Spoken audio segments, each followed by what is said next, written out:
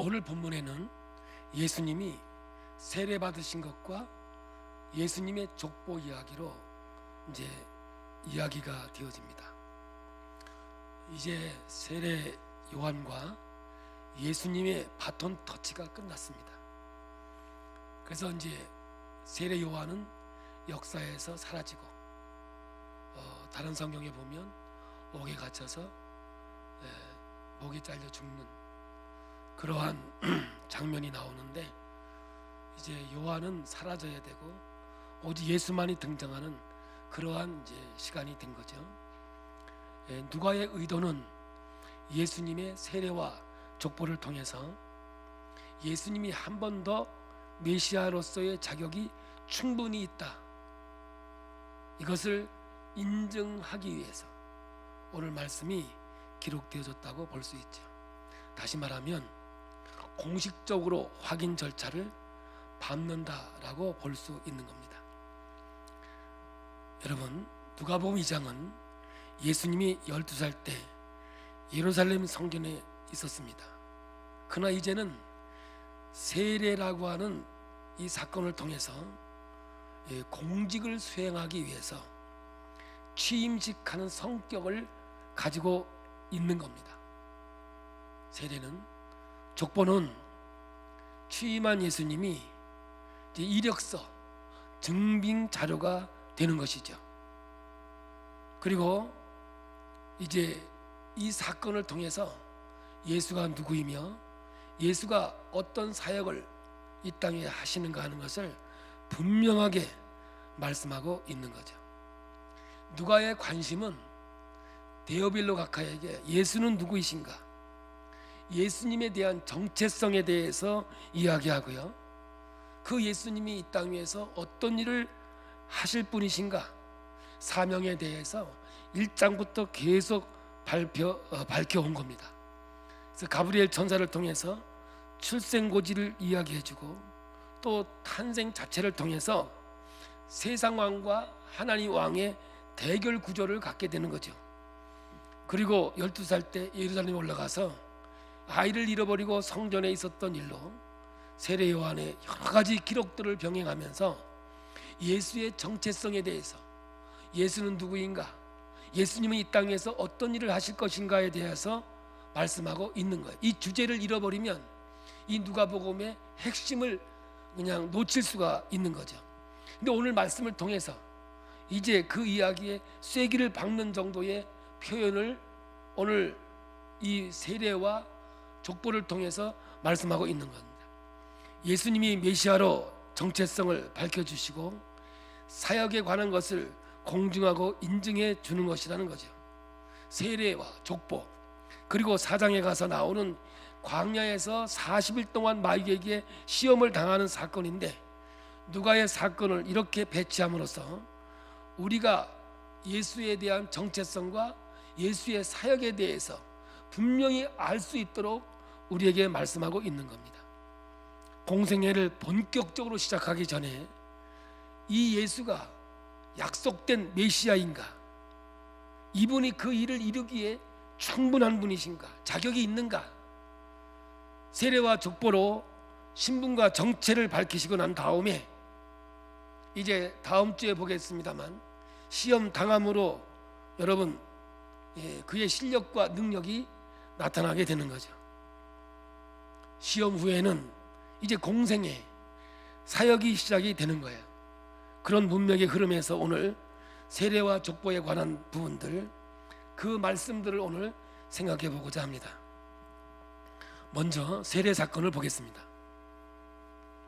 누가복음에서 세례받는 사건은 아주 간략하게 기록하고 있습니다. 마태복음이나 마가복음은 좀 길게 기록하고 있는데 누가복음은 아주 짧습니다. 사실 성경을 보면 세례받는 사건 자체는 없습니다. 한번 보겠습니다. 3장 21절입니다. 백성이 다 세례를 받을세 예수도 세례를 받으시고 기도하실 때에 하늘이 열리며, 이렇게 했어요. 그냥 세례를 받았다라는 말을 하고 넘어갑니다. 그리고 세례 후의 이야기를 강조하고 있지, 세례 그 자체는 언급만 하고 그냥 뛰어 넘어갑니다. 어떤 사건을 기록할 때는 어디서 누가 언제 무엇을 어떻게 왜 이렇게 기록을 해야 하지 않습니까?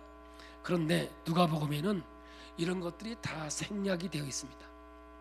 우리는 다른 복음서를 통해서 알 수 있습니다. 세례 요한이 요단강에서 세례를 베풀었다는 것 알고 있습니다. 근데 누가복음만 보면 누구한테 받았는지, 어디서 받았는지, 왜 받았는지 그거는 알 수가 없습니다. 그러나 우리는 알아야 되죠. 복음서는 시간적 단순한 역사 기록이 아니라 신학적 역사 기록이기 때문에 그렇습니다. 한번 재미있는 얘기를 한번 더 봅니다. 누가복음 3장 20절이죠. 조금 전에 21절을 읽었습니다. 그 20절을 읽어봅니다. 그 위에 한 가지 악을 더하여 요한을 옥에 가두니라. 그러니까 누명을 씌워서 세례 요한을 옥에 가둡니다. 순서로 보면 세례 받는 것이 먼저 나와야 되는 거 아닙니까? 근데 누가복음에는 세례 요한이 감옥에 갇히고 나서 예수님이 세례 받는 이야기가 등장하죠. 그러니까 예수님이 세례 받을 때는 이미 세례 요한은 감옥에 갇혀 있는 상태죠. 이 말은 여러분, 세례 요한은 이제 역사의 뒤안길로 물러났다. 이게 누가복음에서는 분명하게 제시하는 거예요. 여기까지라는 거죠. 세례 요한이 있어야 할 자리는 거기까지였던 거죠. 그리고 역사의 뒤안길로 물러나고 이제 예수가 등장해서 예수의 시대, 새로운 시대를 만들어가는 역사를 이루고 있다는 말입니다. 그래서 요한 그리고 예수, 요한, 예수 이렇게 병행해 나오다가 이제 요한이 여기서 이제 끝나고요. 이제 다른 성경에 보면 죽는 걸로써 요한은 마감을 하고 이제 새 시대 새 역사를 예수에게 다 이루어지도록 만들어 놓은 거죠. 누가에 있어서 세례 사건 자체를 자세하게 기록을 하는 것보다 더 중요한 것이 있었습니다. 그것은 예수님께서 세례 받는 것이 무엇을 의미하느냐, 이 의미에 더 관심을 뒀다는 거죠. 그 질문에 답하는 것이 이 누가의 이야기가 되는 겁니다. 자, 예수님의 세례 사건을 두고 우리가 이런 질문을 할 수 있습니다. 왜 예수님이 세례를 받아야 되지? 여러분 이런 생각 안 해보셨어요? 아니 하나님인데 뭐 하려고 세례를 받을까? 이분은 죄도 없으신 분인데 왜 세례를 받으시나? 저도 옛날에는 궁금했어요. 요한보다 지위가 높은 분이 왜 예수님이 요한에게 세례를 줘야 되는 건데 거꾸로 요한이 예수에게 세례를 줄까? 여러분, 그런데 누가는 그런 쪽으로 가려고 하는 것이 아니라 관심과 방향이 이쪽이 아니라는 겁니다. 세례는 죄 씻음과 연합, 하나됨의 예식이기도 합니다. 죄 없으신 예수님이 죄인과 연합하심, 죄를 뒤집어 쓴 그리고 율법 아래에서 오셨다라고 하는 성경을 나타나기 위한 표현이 되는 거죠. 그것은 자기 백성의 죄를 대신 감당하기 위함이라고 성경은 말씀하고 있습니다. 그런 의미가 이 세례에는 더 강하다 이 말이죠. 그런데 누가는 지금 무엇을 얘기하고 있는 거냐면 다시 한번 생각해 보세요. 예수는 누구인가? 정체성과 예수의 사명은 뭔가? 이분이 이 땅에 와서 어떤 일을 할 것인가? 지금 이 얘기를 하고 있는 거거든요. 그러니까 누가복음은 예수님이 메시아로 취임해서 어떻게 활동하는가 여기에 관심이 많고 여기에 관심을 두고 이 글을 기록해 놓은 것이죠. 그래서 누가가 이 세례를 통해서 말씀하고 싶은 것이 무엇이냐? 일단 이 세례는 삼위일체의 사건이라는 겁니다. 삼위 하나님께서 누구예요? 아버지, 예수님, 성령님 이 함께 각각 자기 역할을 하는데 이 역할을 이 세례식에서 삼위일체 하나님으로 등장하고 있는 거죠. 우리 21절을 한 번 더 읽어보겠습니다. 백성이 다 이 세례를 받을세 예수도 세례를 받으시고 기도하실 때에 하늘이 열리며. 그래서 누가복음은 예수님의 기도를 강조하고 있지요. 그러니까 예수님이 세례 장면에서 기도하셨다라고 하는 것은 누가복음에만 있습니다. 공직을 시작하면서 아주 비장한 게 뭐냐? 기도로 시작했다는 겁니다. 여러분, 기도하실 때에 하늘이 열린다는 거죠. 그래서 기도는요, 하늘 문을 여는 열쇠가 되는 거예요. 하늘 문이 열려야 하늘의 신령한 복이 임하는 거 아니겠어요? 그러므로 저와 오늘 여러분들이 하늘 문을 열고 하나님과 나와의 관계를 갖기 위해서는 기도의 영성이 살아야 된다는 거예요. 그래서 기도는 영적 호흡이라고 해요. 기도하면 반드시 응답받는 겁니다. 그런데 하나님이 응답하고 싶어도 기도하지 않으면 응답할 수 없는 거죠. 여러분, 기도하시니까 어떤 일이 벌어졌느냐? 오늘 성경에는 하늘문이 열리지요. 여기가 어디하고 연결되느냐? 누가복음 4장 25절과 연결이 돼요. 이건 닫히는 사건입니다. 자, 봅니다. 내가 참으로 너에게 이르노니 엘리야 시대에 하늘이 3년 6개월간 닫히어 온 땅에 큰 흉년이 들었을 때에 이스라엘에 많은 과부가 있었을 때, 그러니까 흉년이 왔다 그 말이죠. 하늘문이 닫히면 어떤 일이 벌어지느냐? 흉년이 온다는 거예요. 하늘문이 열리면 하늘의 복이 임한다는 거거든요. 그래서 하늘이 열렸다는 말은 은혜 주심, 복 주심이 있는 것이고, 하늘이 닫히면 하나님은 은혜 주심, 복 주심이 없이 인간의 죄된 모습으로 땅들이 살아가니까 흉년이 든다는 거예요. 그래서 여러분, 사사기를 통해서, 구약의 역사를 통해서 하나님의 심판은 세 가지로 와요.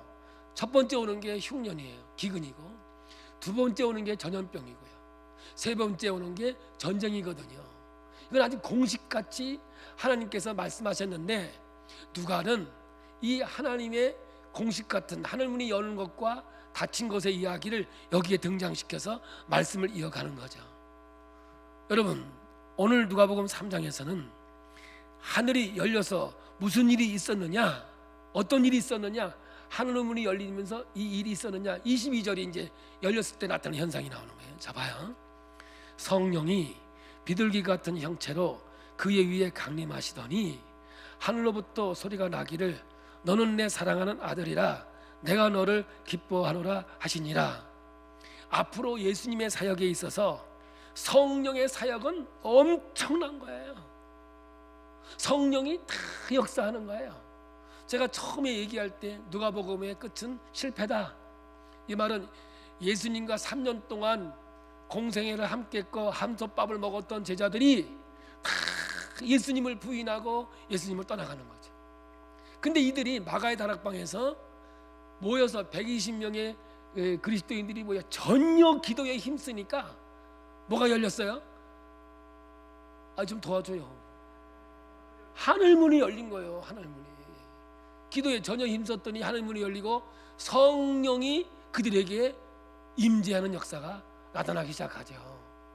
그래서 이제 4장으로 가면 성령께서 이제 예수님을 성령 충만한 자를 끌고 40일 동안 광야에서 마귀에게 시험 받는데, 이게 뭐냐면 여러분들, 이게 공식 같은 현상이에요. 이게 나중에 이제 이게 마무리 질 때 여러분에게 말씀을 드리려고 그래요. 자, 그러면 4장 1절 다음 주에 보겠지만 오늘 한 번 더 미리 보겠습니다. 1절입니다. 예수께서 성령의 충만함을 입어 요단강에서 돌아오사 광야에서 40일 동안 성령에 이끌리시며. 14절 예수께서 성령의 능력으로 갈릴리에 돌아가시니 그 소문이 사방에 퍼졌고. 18절 주의 성령이 내게 임하셨으니 이는 가난한 자에게 복음을 전하게 하시려고 내게 기름을 부으시고 나를 보내사 포로된 자에게 자유를, 눈먼 자에게 다시 보게 함을 전파하며 눌린 자를 자유롭게 하고. 그러니까는 복음을 전파하는 주체는 성령의 역사라는 겁니다. 아들 하나님은 기도하고 성령님은 내려오셨어요. 그리고 하늘로부터 소리가 들려왔는데, 이게 이제 아버지가 하는 말 아닙니까? 그 말이 뭐예요? 너는 내 사랑하는 아들이라 내가 너를 기뻐하노라. 이 두 마디예요. 뭐예요? 너는 내 사랑의 아들이라, 내가 너로 인하여 기뻐하리라. 이게 뭐냐면 구약에 있는 성경 두 구절을 인용하는데 첫 번째가 시편 2편 7절이에요. 우리 함께 봅니다. 내가 여호와의 명령을 전하노라. 여호와께서 내게 이르시되 너는 내 아들이라. 오늘 내가 너를 낳았도다. 이 말씀은 누구에게 한 거냐면 다윗에게 한 거거든요. 그런데 이 누가는 메시아가 다윗의 왕적 메시아로, 그러니까 예수 그리스도의 정체는 뭐냐? 분명한 메시아라는 거예요. 뭐가? 예언되어진 메시아라는 것이요. 그것이 지금 성취되었다. 이것을 선포하고 있는 거거든요. 이사야 42장 1절입니다. 내가 붙드는 나의 종, 내 마음에 기뻐하는 자, 곧 내가 택한 사람을 보라. 내가 나의 영을 그에게 주었은즉 그가 이방의 정의를 베풀리라. 이 말씀 성경에 여러분 보시면 위에 제목이 주의 종. 그래서 주의 종이 어디까지 가느냐 하면 52장 13절까지 가면 고난받는 종이라고 한 거죠. 그래서 예수의 정체는 분명하게 나타나는 거예요. 예수님은 종인데 결국 고난받는 종 메시아라고 하는 거죠. 창세기 22장 2절입니다. 여호와께서 이르시되 내 아들 내 사랑하는 독자 이삭을 데리고 모리아 땅으로 가서 내가 네게 알려준 한 산 거기서 그를 번제로 드리라. 여기서 아들은 제물로 바쳐진 사랑하는 내 아들이라는 거죠. 한마디로 어린 양이라는 겁니다. 이 안에 예수님의 사역이 다 담겨 있는 거예요. 세례 안에 예수님이 메시아라고 하는, 그래서 공식적인 자리에 이제 취임하게 된 거죠. 그 자리는 하나님의 나라를 이 땅 위에 세우실, 다스림을 실천하실 왕이라는 겁니다. 그런데 화려하게 멸관을 쓰시고 오신 분이 아니라 고난받으시고 결국에서 십자가에서 달려 죽으시는 고난받는 종으로 이 땅에 오셨다는 거죠. 그뿐 아니라 친히 죄사함의 화목제물이 되어야 하는 그런 분이라는 거죠. 이제 그 자리에 예수님이 취임했다 이야기를 누가는 세례를 통해서 말씀하고 있는 거예요.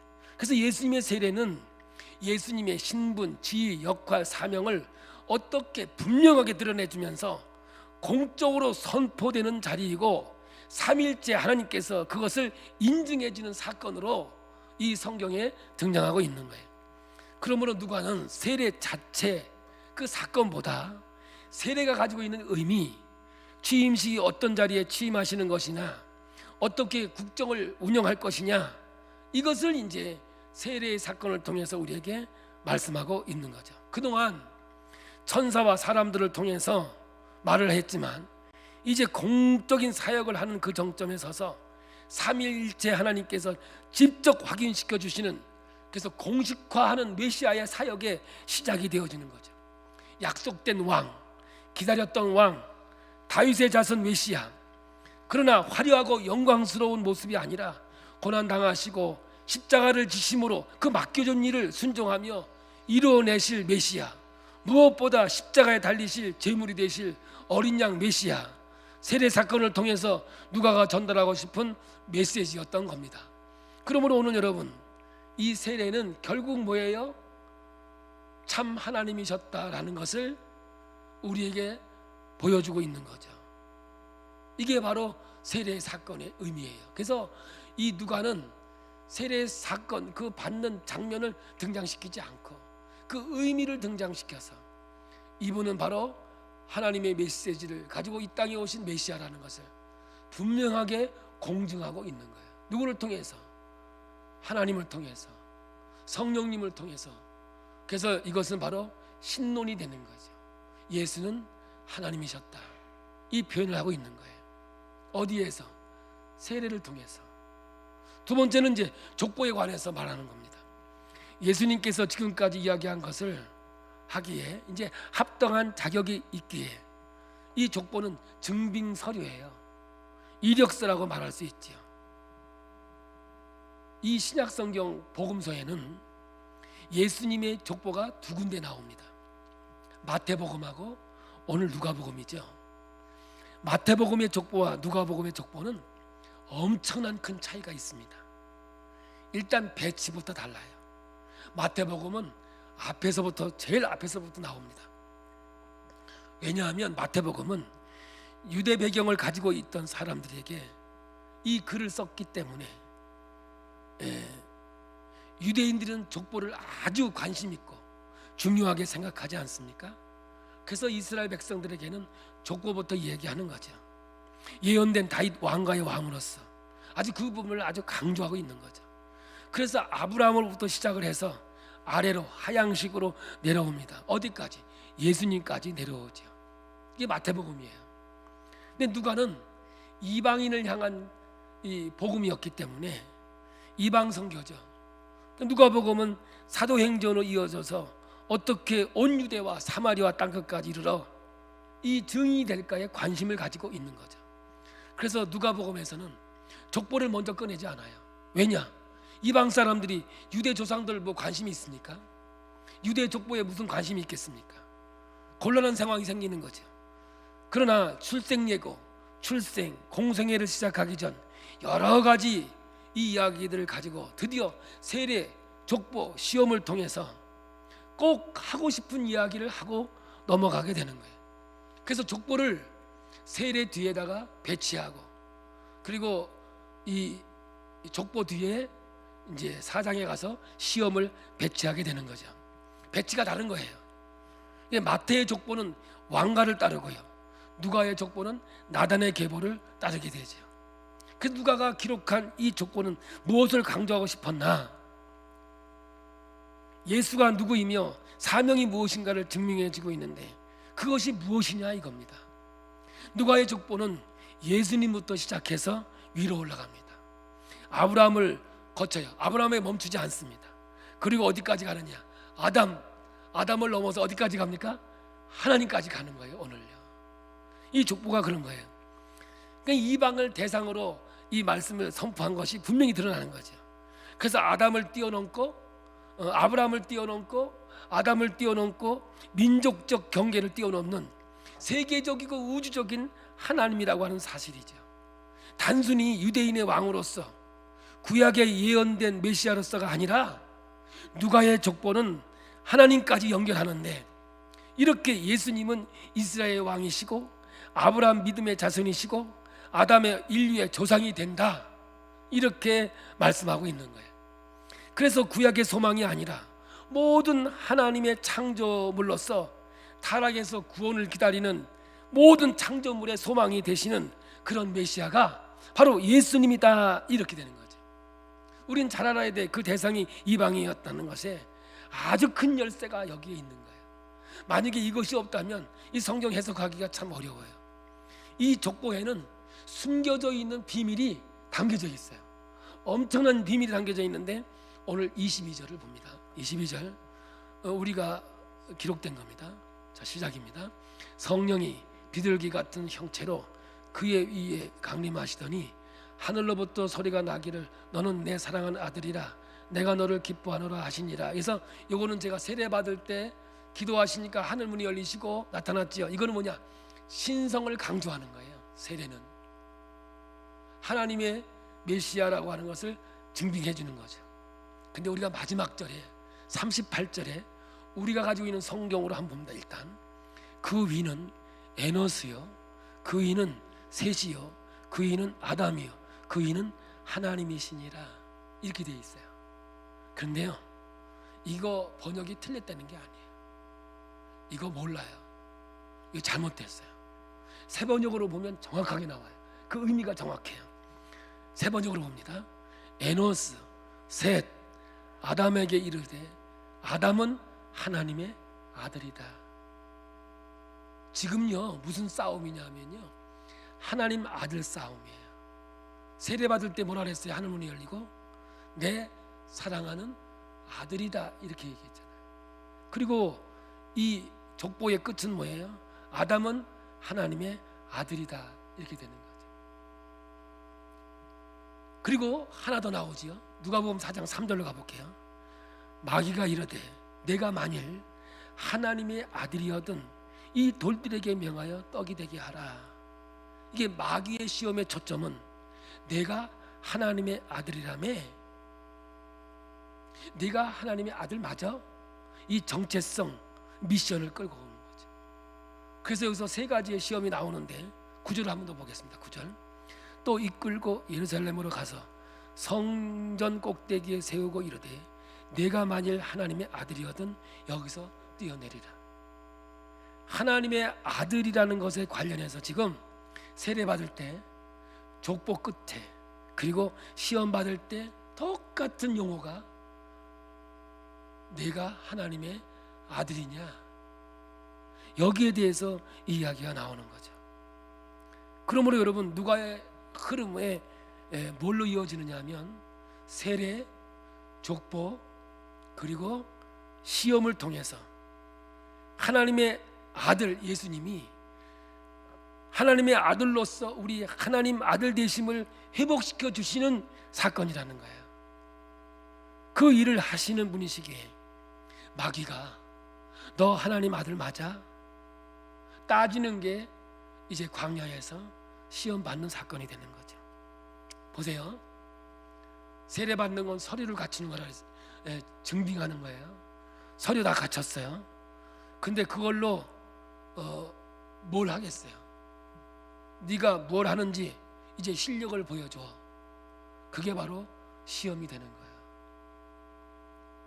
여러분, 그러므로 세례를 통해서 하나님의 아들이라고 하는 신성을 강조하고 족보를 통해서 인성, 사람의 아들로 이 땅에 왔다는 거죠. 그래서 첫째 아들이 누구예요? 아담이 되는 거고, 사도 바울이 얘기하죠. 둘째 아담이 누구예요? 예수 그리스도가 되는 거죠. 그러므로 이 땅에 죄 없이 오신 분이 누구냐면 둘이에요. 둘. 첫째는 아담이에요. 하나님의 아들이에요. 아담이에요. 두 번째 죄 없이 오신 분이 예수님이세요. 그래서 아담은 첫 번째 죄를 없이 왔는데 그가 하나님 앞에서 불순종함으로 죄가 들어왔어요. 그래서 둘째 아담, 죄 없는 분이 이 땅에 오셔서 순종함으로 그 죄를 해결하고 인류의 구원의 역사를 이루기 위해서 둘째 아담으로 이 땅에 예수님이 오신 거예요.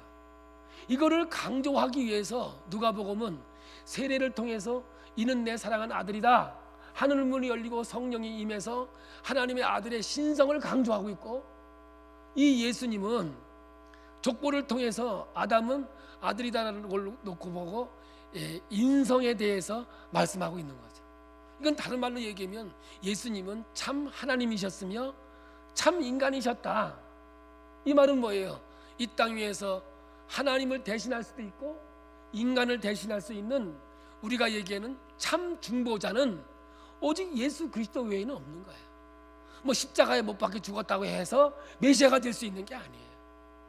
분명한 성경의 신학적인 용어는 참 하나님이면서 참 인간이셔야 되는 것이 성경의 기록이 되는 것이죠. 그런데 오늘 여러분, 다음 주 얘기가 나오겠지만은, 그러면 참 하나님이면서 참 인간이 진짜 맞냐? 너 진짜 하나님의 아들이냐? 그거를 증명하는 게 이제 광야에서 40일 동안 시험을 받는 거예요. 그래서 여러분, 여기서 어떤 얘기가 나오냐면 은혜 받으면 시험이 온다, 이 공식이 이제 나오는 거예요. 은혜 떨어지면 시험도 없어요. 성령이 여러분에게 임재했는데 시험이 없다, 그거 가짜예요. 성령이 충만하거나 은혜 받으면 차 빼면서 싸울 걸 아마? 무슨 말인지 이해가 안 되세요? 이 성경을 볼 때 이 공식은요, 망고불림의 공식이에요.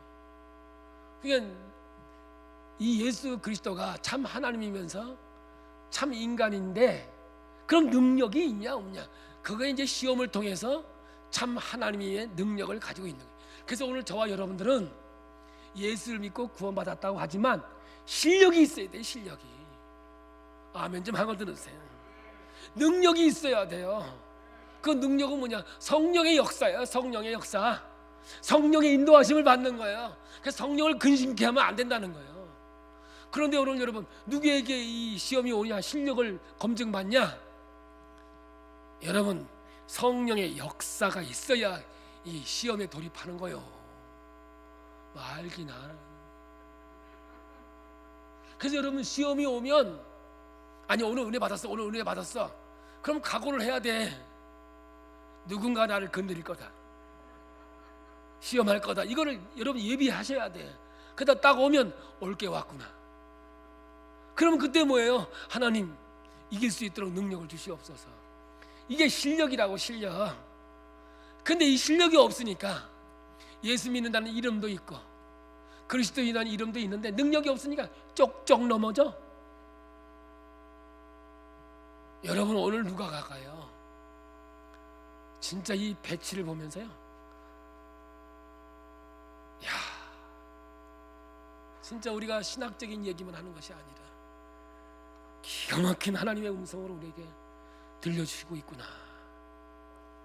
그래서 사도 바울은요, 둘째 아담을 통해서 인류의 구원의 역사를 이룬다는 거죠. 그래서 이런 이 공식이 되는 거예요. 첫 번째는 깨져야 되고, 두 번째는 사는 게 성경적인 개념이에요. 그래서 첫째 아담은 죽어야 되고, 두 번째 아담은 사는 거고요. 첫 번째 돌파는 깨져야 되는 거예요. 두 번째 돌파는 깨지면 안 되는 거예요. 옛자는 좀 도와줘요. 죽어야 되고 깨져야 되고. 그래서 제가 얘기했잖아요. 죄 앞에서 절대 절망의 자리에 가지 않으면 절대 소망이 없다고. 깨지고 부서지고 가루가 돼야 여러분 참 구원이 뭔지를 그때서야 비로소 알게 되는 거예요. 그래서 제가 우스갯소리 얘기했잖아요. 첫사랑은 안 된다. 이거 우습게 얘기하는 거예요. 집에 가서도 싸지지만. 왜냐? 내가 보아서 보암직하고 먹음직하면 안 되는 거예요. 그건 내 감정이기 때문에 그건 죽어야 되는 거죠. 성령님이 내 안에 오셔서 우리의 갈 길을 인도하시고 역사한다는 거예요, 여러분들. 여러분, 그런데 마귀는 자격이 있어. 하나님의 아들이야. 세례를 통해서 이는 내 사랑 아들이다. 자격을 줬어. 인간이야. 족보를 통해서 두 번째 아담 이 땅에 왔어. 서로 갇혔어. 야, 그럼 뭐해? 진짜인지 아닌지 한번 해봐야지. 그래서 성령의 인도하심 따라서 40일 동안 광야에서 시험을 받는 거예요. 다음 주에 이 이야기들이 정말 더 우리의 가슴에 뜨겁게 다가오는 생명의 말씀이 될 줄로 믿습니다. 여러분, 이 성경이 이걸 기록해놓고 오늘 우리에게 뭘 질문하는 줄 아세요? 데오빌로요, 내가 이렇게 얘기했는데도 못 믿겠소? 지금 이거 얘기하는 거예요. 오늘도 우리에게 이 말씀을 선포하면서 뭘 질문하는 겁니까? 신성을 가진 예수, 인성을 가진 예수. 이 예수는 메시아로서, 예언된 하나님의 메시아로서 인증되어지고 완전히 보여진 분 아닙니까? 이 예수를 못 믿겠습니까? 할렐루야. 오늘 여러분 믿으시기 바랍니다. 이거 이렇게 설명을 해줘도 안 믿었다 그러면 그걸 저질이라고 그래요. 저질. 고질은 뭐냐? 설득당하는 게 고질이에요. 이렇게 신성을 갖다 붙이고 인성을 갖다 붙이는 게 아니라 있는 말씀 그대로 그냥 애절하게 이야기하는 거예요. 그러면서 한마디 더 한다면 다음 주에 이분의 실력을 보여주겠소? 이분의 실력을 보여줄 텐데 이분의 실력을 보고도 못 믿으면 당신은 지옥이요, 이 말이 말이에요. 다음 주에 이 실력을 여러분들 미리 읽어 오시면 아마 더 깊은 하나님의 음성이 들릴 줄로 믿습니다. 오늘 철저하게 성령님께서 하늘문이 열리셔서 내 사랑하는 아들이다 하고 말씀하시고 이 족보를 통해서 두 번째 아담으로서 죄 없이 오신 이 예수가 하나님을 대변하고 인간을 대변해 중보자로서 구원의 역사를 이루고 있다는 사실을 오늘 이 말씀에 설득당하셔서 이 땅에 역사가 있기를 원합니다. 옛날에 우리 어머니가 이거 키지를, 도시에 사는 사람들은 이걸 모르대. 이거 키지를 모르대. 근데 우리 어머니는요 이 키질의 기인이요, 기인. 이렇게 안 해요. 막 이 콩이나 뭐 쌀이 이만큼 뜹니다. 이만큼. 그러니까 많이 올릴수록 많이 날아가요. 쫙쫙 흔들어가지고 쫙쫙쫙 흔들면 알맹이는 안에 들어가고 돌멩이는 삭삭삭삭 해가지고 나중에 톡. 아세요? 이 마지막에 이거? 그러면 뭐예요? 돌멩이는 싹 날아가고 뭐만 있어요?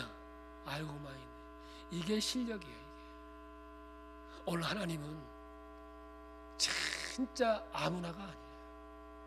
이 실력과 능력을 갖추고 있느냐. 근데 여기 보니까 이번 금요일 날 이제 성경을 이렇게 엮어 나왔잖아요. 목사님도 아마 이 열매에 대해서 아마 분명히 성경을 통해서 제시하리라고 생각을 해요. 여러분, 말씀을 그냥 지나가지 마세요. 정말 귀한 거, 아름다운 걸 다 잊어버리고 가요. 그러나 하나님께서 주신 말씀은 1.1핵도 가감할 수 없는 말씀이고 우리에게 생명의 말씀을 여러분 마음에 담기면서 오늘 누가가 그렇게 설득하고 또 설득해서 영원한 영생을 누리게 하기 위한 그 갈망을 오늘 우리가 마음으로 받아서 이 예수 나의 생명으로 삼고 흔들리지 말고 어떤 시험이 와도 능히 이길 수 있는 능력이 이러한 시대에 만들어지고 열매 맺는 놀라운 축복이 우리 모두에게 있기를 예수의 이름으로 축복합니다. 찬양을 신앙 고백으로 하나님께 드리도록 합니다.